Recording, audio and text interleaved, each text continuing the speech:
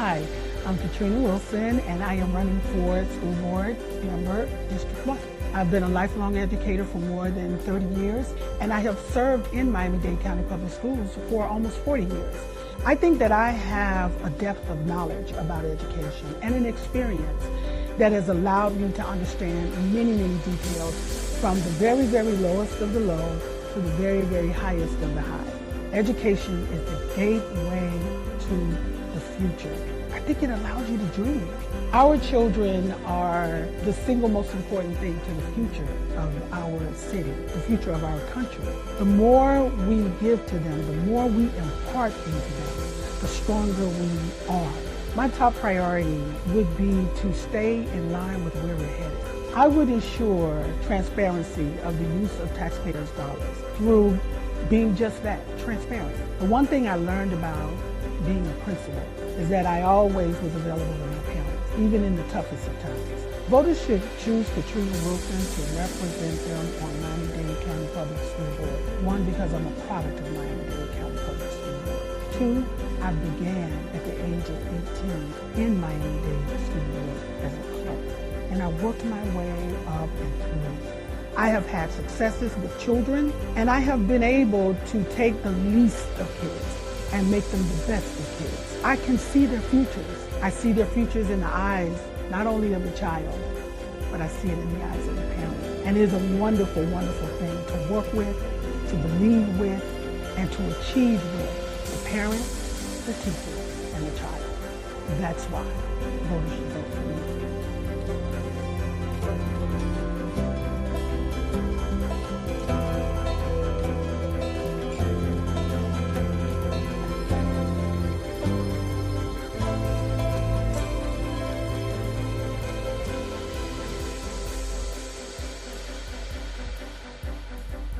Every drop has a purpose. It nurtures more than just our gardens. Protect what connects us. Conserve what sustains us. Because water is life.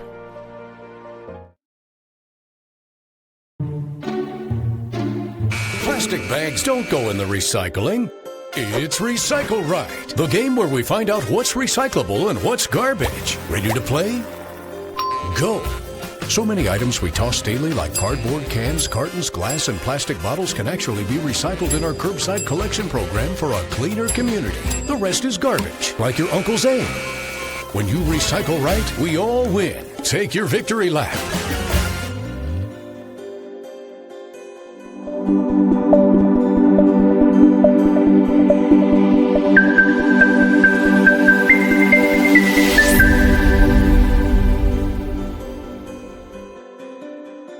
Hi, I'm Katrina Wilson, and I am running for school board member, District 1. I've been a lifelong educator for more than 30 years, and I have served in Miami-Dade County Public Schools for almost 40 years. I think that I have a depth of knowledge about education and an experience. Education is the gateway to the future. I think it allows you to dream.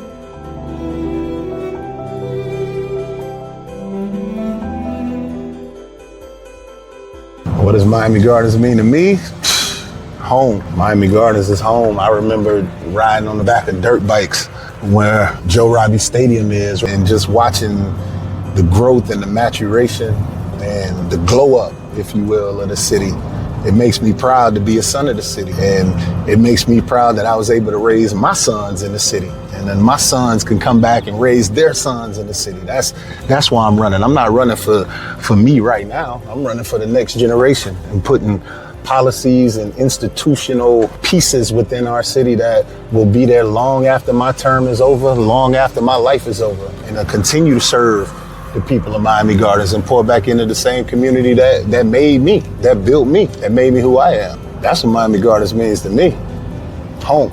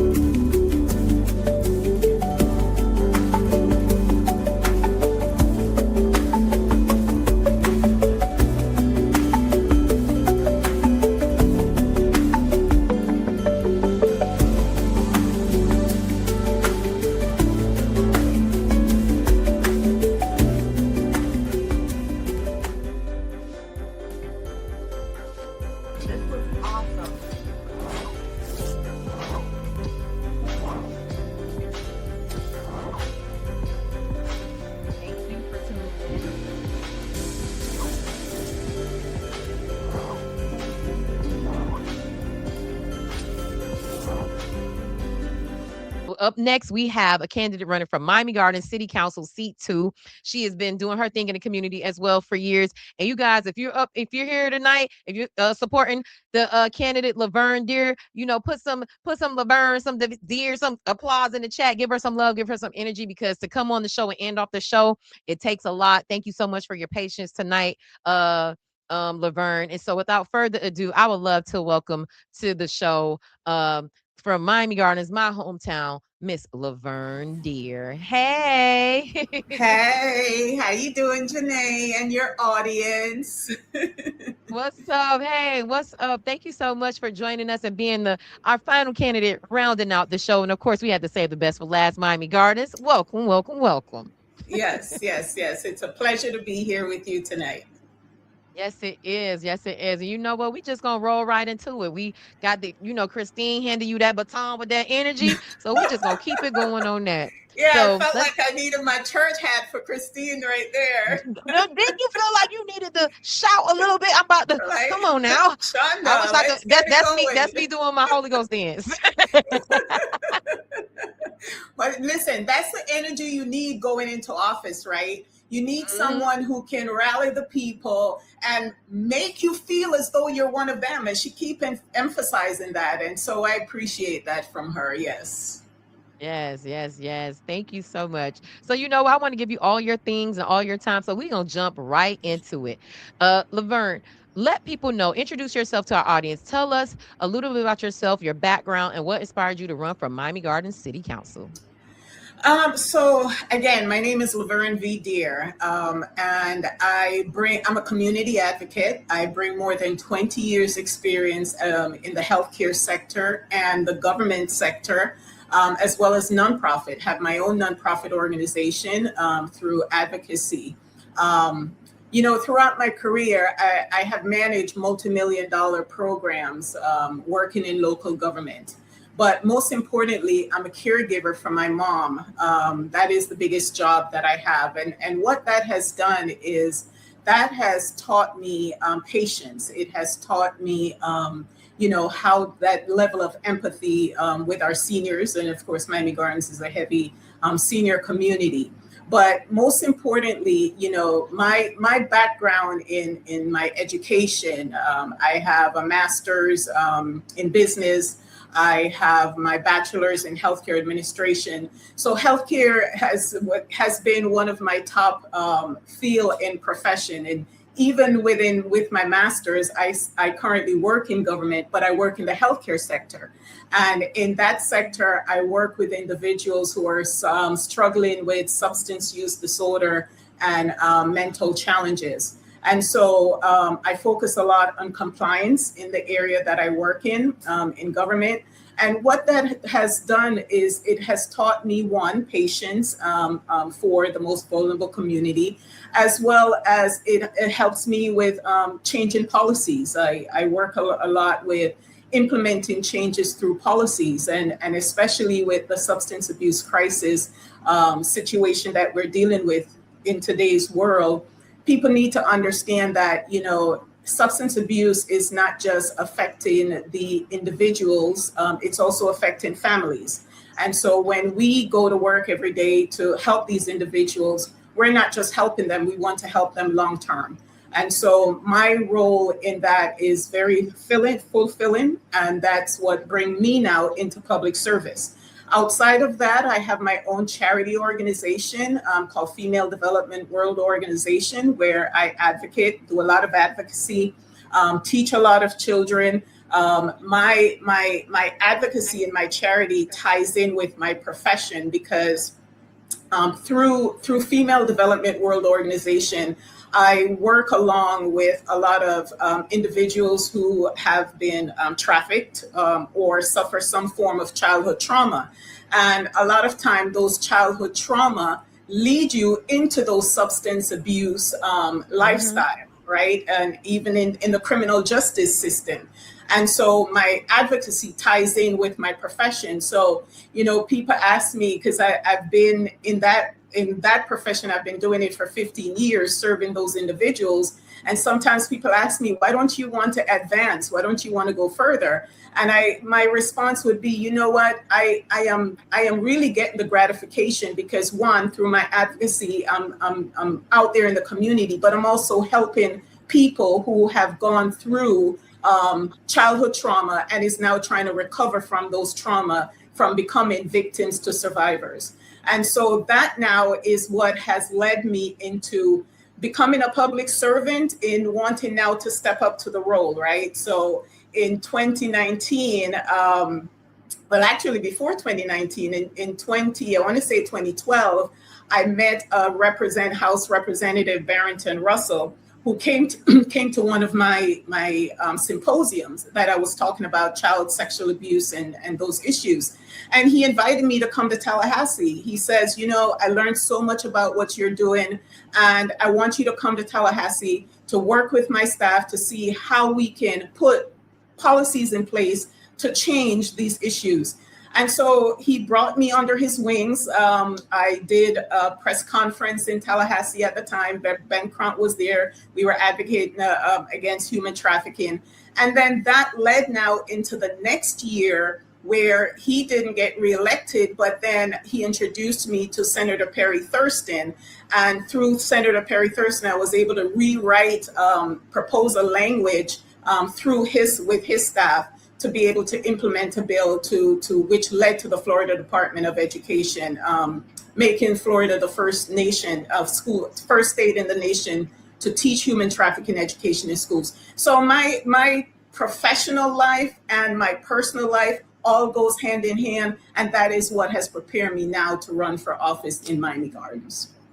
Thank you. And you actually answered both of my first two questions. So I actually want to go to a question from the chat. Shout out to my brother, Papa Keith, who I do That Part podcast with. And you already know he's a radio icon extraordinaire on 103.5 The Beat.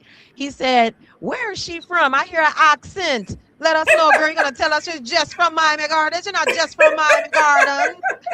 No. Actually, I am from Jamaica. I left Jamaica at a very young age, moved to the Bahamas, and then spent 2 years, went to Donald Davis in the Bahamas, and then from the Bahamas here to South Florida, where I went to Booker T. Washington. And from there, I went to North Miami Beach. Well, actually, I went to Miami High and then moved to North Miami Beach, to where I graduated from North Miami Beach Senior High. So yes, I am from two parts of Jamaica that I claim: Kingston and St. Elizabeth. Okay. And my dad's side of the family, they're Bahamian. So okay, you got a few of the islands in there. But Yes.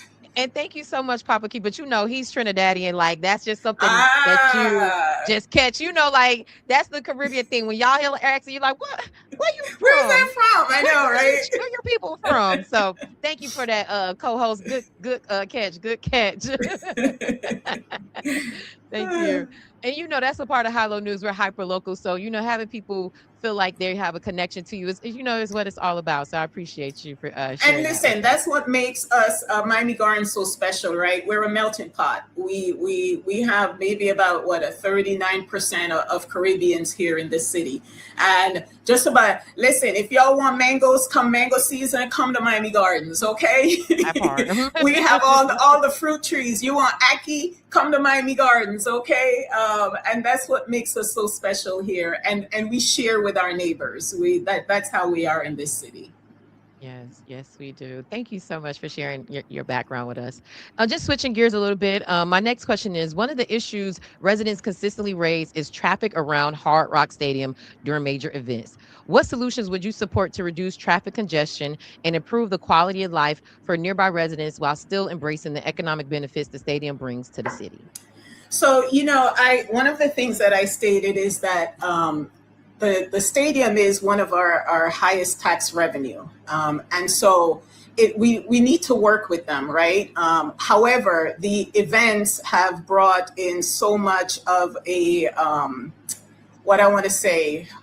heartache to our residents, especially we bring in FIFA, we bring in Formula One, we bring in the tennis. And so one of the things when I ran in 2024, which I didn't state that before, that I did run in 2024, I was advocating for the FDOT North Corridor project. Because I felt as though having the rail to come from downtown here, it will eliminate some of the traffic on the road. And so that didn't happen. But when I get back in office, that's one of the things that I want to do. I want to be able to work with the District 1 commissioner, who now is Dr. Gallen, and to see how we can bring that back on the table of discussion. I know it's been in a long time going, but one of the biggest thing that as a low-hanging fruit that the current council members have tried to put in place is where they try to have a fast lane, right? Where they give you a pass that you can try to go through, and if you live in the Lake Lucerne or in that District 1 area, you'll be able to have easier access, but that haven't been working. So I would want to sit with the stadium, number one, as well as Miami-Dade County, to see when these large events are happening, to work with the law enforcement, because a lot of the time law enforcement are coming in from different cities. And while Miami Gardens police officers may be familiar with the residents, these law enforcement that are coming in to cover these events, they're just coming in to do their job. And so a lot of time they're not briefed into these fast access passes. And so I would want to sit with all the event organizers, number one, before the events come, so they understand that our residents are priority, right? Traffic, but also work with the law enforcement that are covering these events to ensure that they see and recognize these passes to allow these residents to come in. There is a current item on the agenda for tomorrow for that I believe Councilman Reggie Leon has proposed for a resident first item, to where he is looking to work with the city, with the stadium, to be able to ensure, one, that the residents have timely announcement when there are events going on at the stadium, because a lot of times announcement goes out maybe 2 days before, and so it goes out on social media. Well, a lot of seniors is not accessible on social media, or you may have a resident in Lake Lucerne who may not see that and know that a game is coming, but they are the one who's being affected because currently there's only a one-way in, one-way out. Another thing that I would want to do is there is, especially for the Lake Lucerne community, there is a road that is being opening up from 207 down to County Line. I would want to work with those developers to ensure, which I believe by now and 2027, that road should be opened up. I would definitely work with them to ensure that that road is open to where now it is not just a one-way in, one-way out for those in Lake Lucerne, because that is a fire hazard as it currently is right now, that if there is an emergency, that you can't get in and you can't get out. And so it's going to be really important, one, to work with the stadium to ensure that the residents are aware of when events are coming, but also work with the contractors who are working on those roads to ensure that that project is completed in a timely manner for those residents. Thank you for sharing that. And while we're, talking about the stadium, just to switch gears just a little bit, and a fun question that we've been asking all of the candidates because it came up in one of our lives, and I'm just curious to know too. So, the city of Miami Gardens puts on Jazz in the Gardens, and it's a huge attraction that draws people from all over the country. So, what would be your dream lineup for Jazz in the Gardens? Oh my gosh. Well, you did ask me where I was from before, so I would love to see Buju Banton. Oh, that'd be a good I one. would love to see Buju Banton on there. Listen, I have gone to Jazz in the Gardens. Jazz in the Gardens is a really good event that brings the community together, and it brings people from out of town.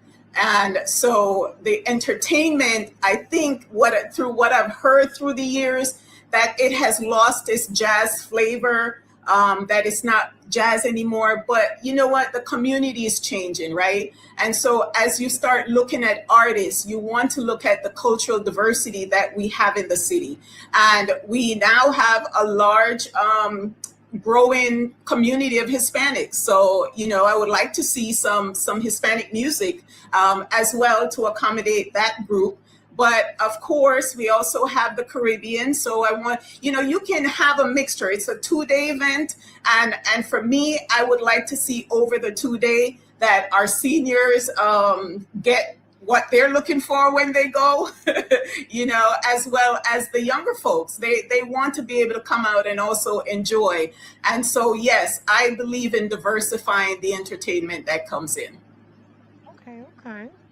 So my next question is, residents often tell us they're concerned about public safety, property taxes, illegal dumping, and unpermitted campers or RVs being parked in residential yards. Of these issues or others you heard from residents in your district, which would be your highest priorities and what actions would you take to address them? Well, I tell you, the RVs is a big concern, only because it affects the blight. It affects people are concerned about their property. And so, of course, you know, those are something that we have to address, right? And so I know in the past, people use their RVs for camping trips, but there have been issues where people are using them for renting income. And so you really don't want that, you know, to where you have your neighbors that are like my mom. She puts a lot into her beautifying her yard and her grass, and then you have the neighbor who, you know, have these RVs that are bringing not such an attraction to the neighborhood. And so I would definitely want to address those concerns of preserving our neighborhood appearance, because that's important. That your property taxes, your property value goes up. You don't want that. As well as preventing illegal rentals, right? And public safety, because a lot of times when these RVs or these illegal renting spaces are there, you don't know who are living in there, who are coming and going. And so you want to be able to address those. I definitely would want to take a balanced approach with it, right? Periodically reviewing ordinances to ensure that it addresses the safety and the concerns without, of course, creating any unnecessary hardship to our residents. Because if someone wants to invest in an RV and they want to use it as a vacation to go away, you know, whenever they choose to, yes, they should be able to. But if someone is doing it to use it as you know, renting and creating a nuisance to their neighbors to bring down their property, you don't want that. So as council member, I would definitely want to bring a balanced approach to that situation, because I know it is a big concern to our residents right now. Thank you. My next question is, serving on city council can be challenging, especially when residents are frustrated or emotional. We've all seen it. I know I see you in the city council meetings, Lavern. How do you Yes. personally handle pressure, criticism, and conflict? Can you share an example of a time when you had to lead through a difficult situation or respond to a strong public criticism? You know, it's called emotional intelligence, right? And that is something that I teach our children. I do teach a program for children between the ages of 8 and 17. And one of that program is about emotional intelligence. And yes, you're not going to always have a win, right? And as council member, your residents are first. When you look at the city's org chart, the residents are the top. So I always say that they're the boss of the city. And so for me, you know, if someone approaches me with an idea that you know, that they feel that I should go for it with them, I'm going to do my due diligence, do the research. I'm going to ask questions and I'm going to listen. And through that, I'm not going to make a rushed decision. And I tell you, I'll use an example of just recently. I made a post on social media to one of our big community advocate, and she turned my question around and asked me that if elected, would I fire the city manager? And so that's a question right there that, you know what, okay, I'm for a candidate, I need the vote, but am I going to rush and answer you and say yes, because I may need a vote, I will do that? Or I am going to respond, one, in a way that policy provides for you as a council member to behave or to handle these situations.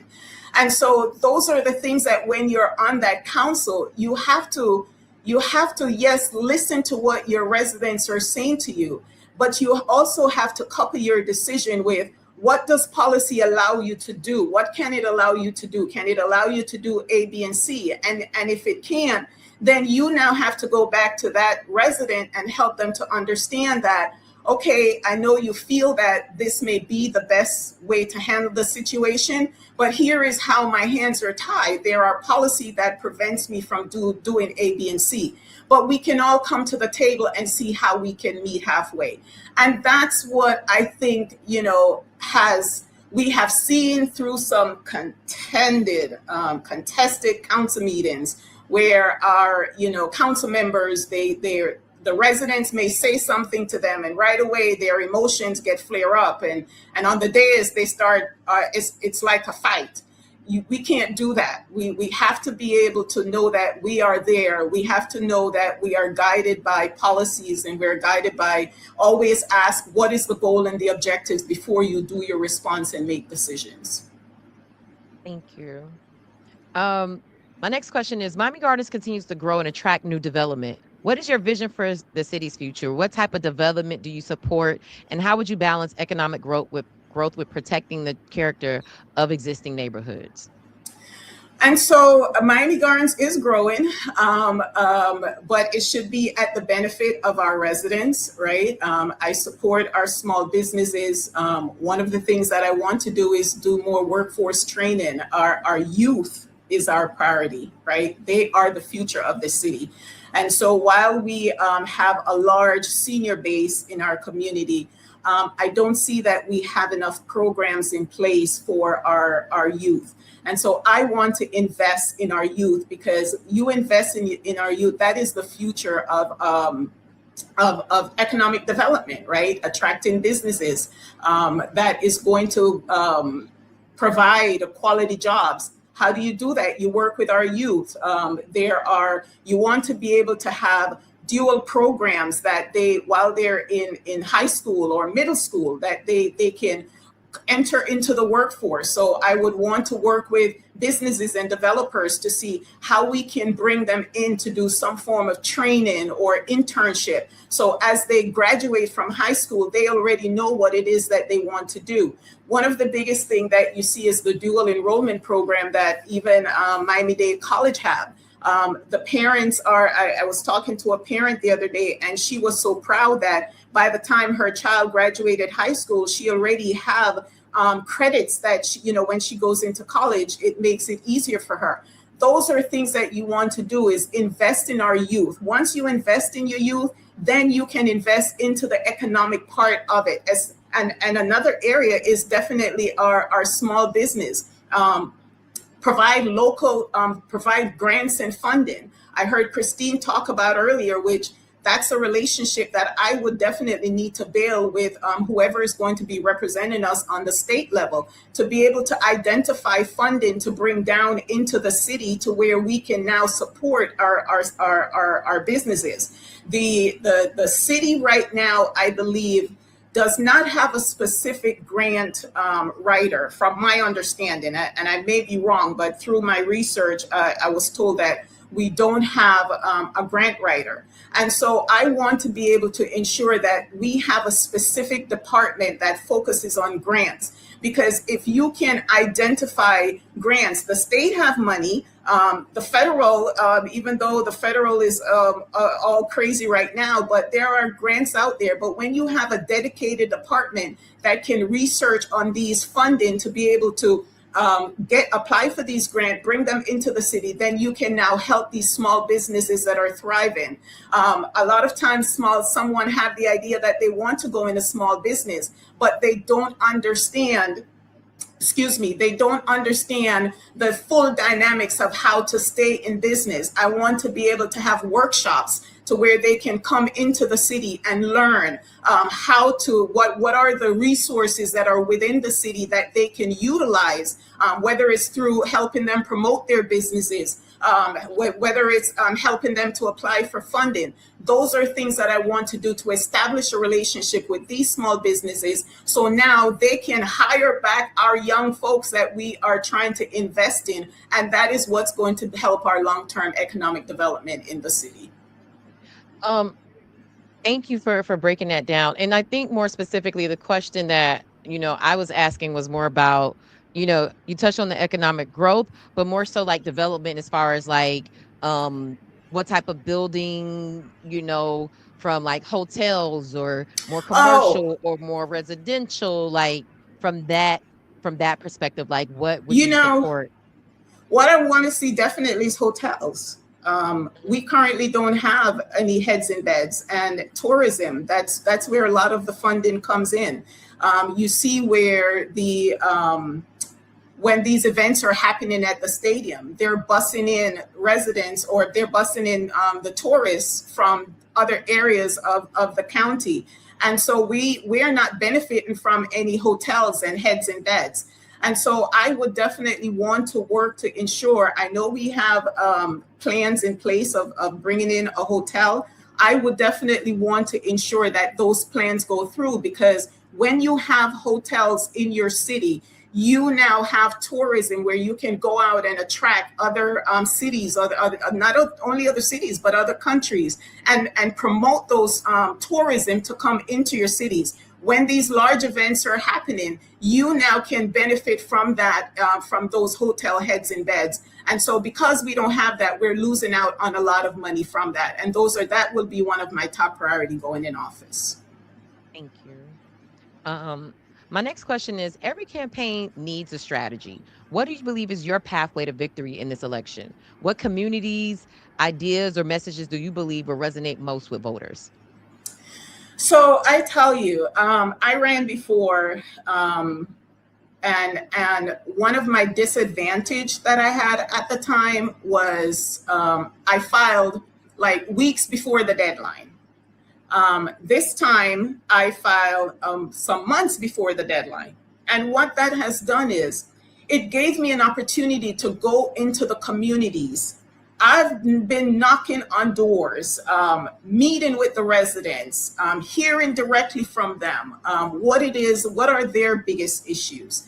And so my strategy has been since last year, because I've been out there on the campaign trail. I've been attending the meetings. I've been attending the Crime Watch meetings. I have been attending council meetings. I have been knocking on doors. And so these are things that every candidate needs. Yes, the funding is a big priority because money helps you to get to the voters, but the voters are the biggest decision makers. And so when you establish your relationship with these voters, the funding helps, but the voters are the ones they get to see you, they get to talk to you.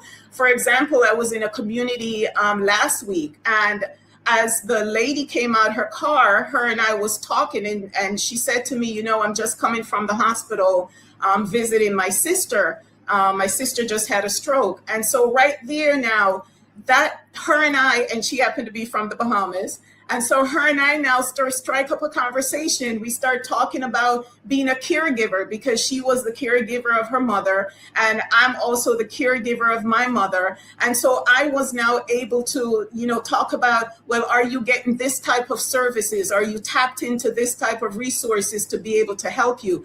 And those are the relationship that I believe as a candidate, when you're out there That is your pathway, because now the voters are not just receiving a pamphlet in the mail to say, vote for me. They're actually seeing you, the candidate, and hearing directly from you, touching and feeling the personality that you will bring to City Hall. And for me, that is the pathway to victory, is touching the voters, letting them see who you are and earn their trust, and let them know that you will serve on pure transparency. Thank you for answering that, because that was a question in the it ties to a question that was in the chat from one of the viewers. So I'm glad you touched on like what you've been doing and what you're doing when you're not running for office. And also too, just a similar question that I have for Christine, because that's I keep my ear to the street now, and the people are like, you ran a couple of times and you haven't reached success yet with winning office. So what do you say to people who are like, well, you run a couple of times, you have not had success, you may not have the experience to be able to run, or what's going on, why hasn't she won a race? So what do you say to people who have that criticism of you, who because you ran a couple of times? So I ran a couple of times, but what you have to understand, the couple of times I ran for mayor, which was citywide. Which meaning that I had to touch over 160,000 people, 130,000 people in the city. Now I'm running in a specific district. And in this district, you have about 13,000 voters. When you look at the numbers, you're looking at about maybe 3,000 to 4,000 people that comes out and vote. But the key thing is, after I ran before, I never stopped working. I never stopped working for the people. I continue to work for the people.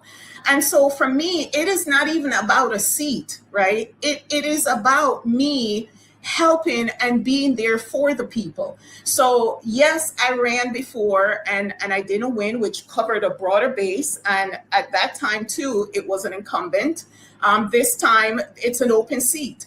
So the odds are definitely in favor for me this time, running for a smaller area. It is an open seat. My experience that I bring to the table, it now has given me, since I started campaigning from last year, it has given me time to explain and meet with the voters. I have been knocking on doors. I didn't have that luxury the last time that I ran because I filed so short. And as you know, in a campaign, everything is moving so fast. You have interviews that you got to do. You have questionnaires that you need to fill out, all these things.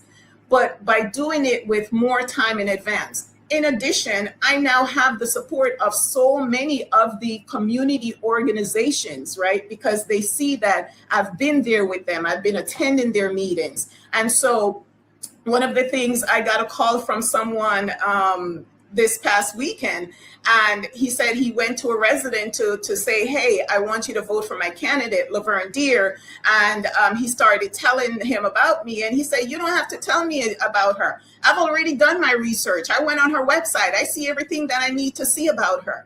Another example, I went knocking on a door 2 weekends ago, and the first door that I knock on, I introduce myself, and then I start saying that, hey, I'm a candidate and I have 15 years. And he said, yes, you take care of your mother. And I'm like, he said, yeah, my ballot is here. I'm just filling out the ballot, and I was on the website looking you up.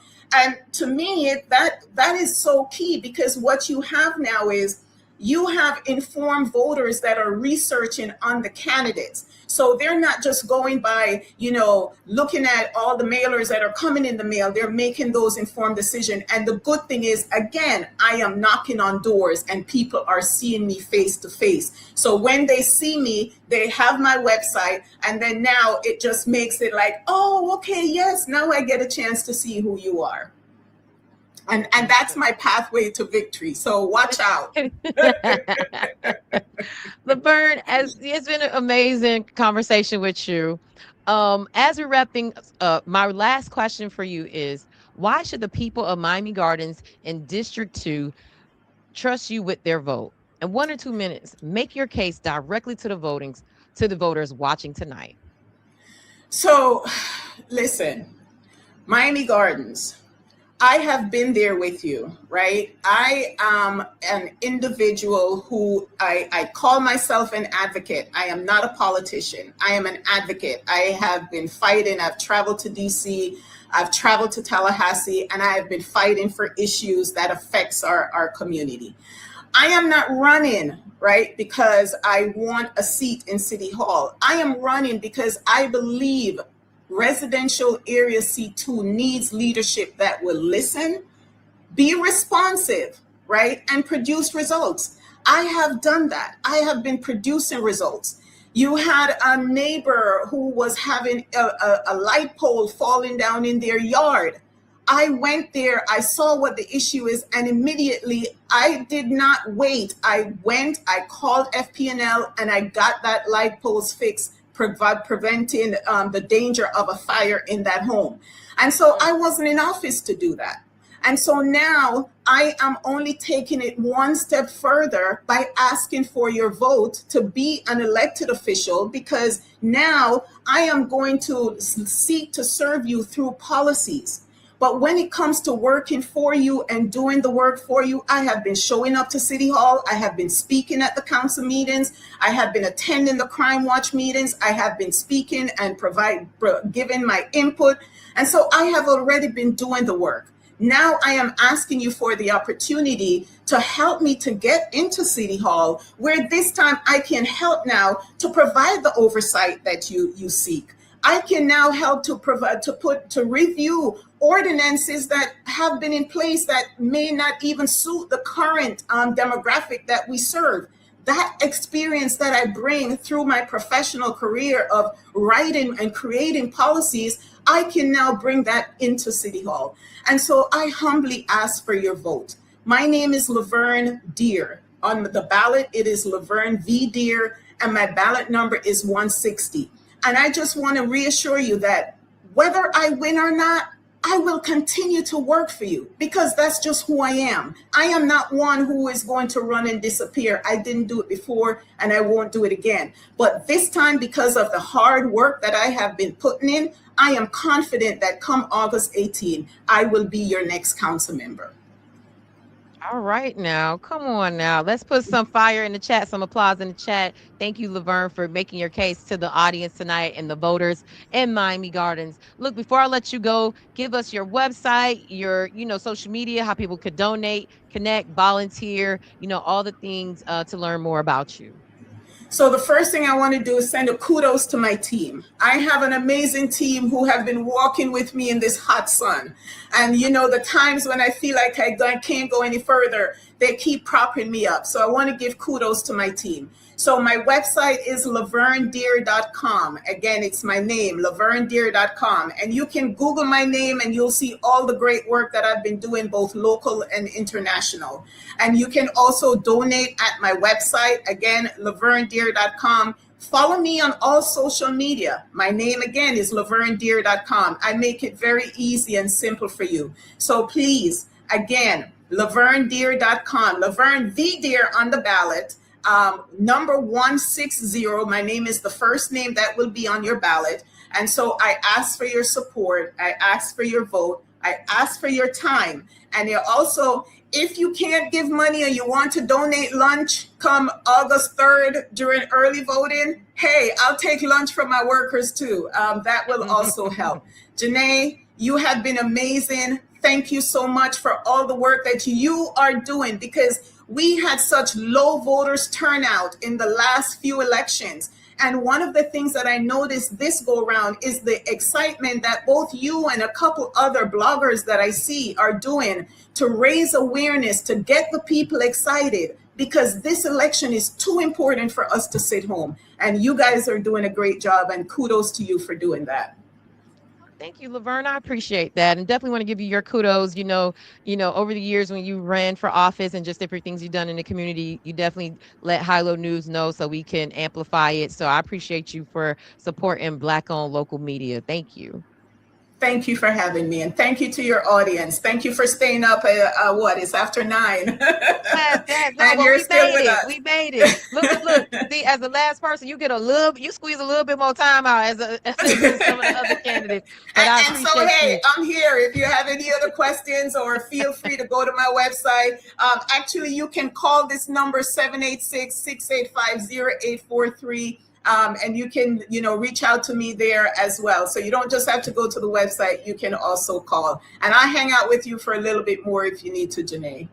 Okay, I mean, if some questions come through in the chat, we could definitely take those. But I appreciate you for coming on, Lavern. Again, guys, this is her website. I'll put it back on the screen for you, laverndeer.com. Thank you for coming on our special edition candidate interview episodes. We're trying to interview as many people as possible to be able to tell their story in a long form content, because sometimes you may not be able to get on, the mainstream media, but here's the thing, High Low News is going places. So the way we've been Yes. tapped in to get a High Low News interview is just as valuable as other platforms as well. So I appreciate you for seeing the value in our Absolutely. platform. Thank you so much, Lavern, for coming on the show tonight. Thank you for your patience tonight. The show ran a little bit longer, but I appreciate you for holding on and taking your time, because I know the campaign trail is very, very busy. But thank you so much. Thank you. Thank you. All right, girlfriend. Good night. Every drop has a purpose. It nurtures more than just our gardens. Protect what connects us. Conserve what sustains us. Because water is life.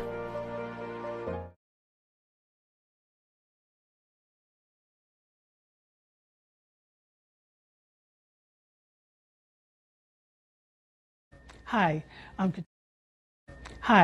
I'm Katrina Wilson, and I am running for school board member, District 1. I've been a lifelong educator for more than 30 years, and I have served in Miami-Dade County Public Schools for almost 40 years. I think that I have a depth of knowledge about education and an experience. Education is the gateway to the future. I think it allows you to dream.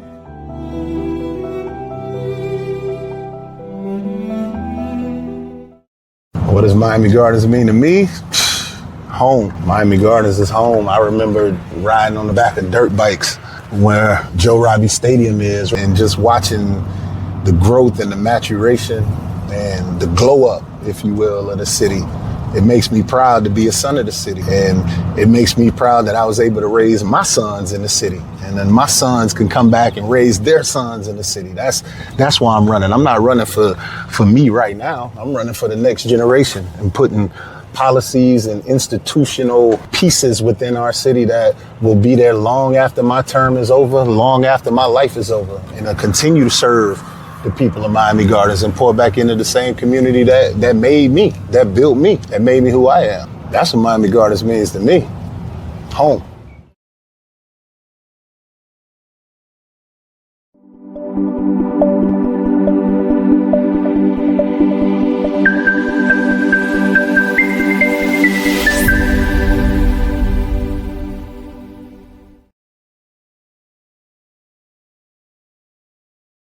Hi,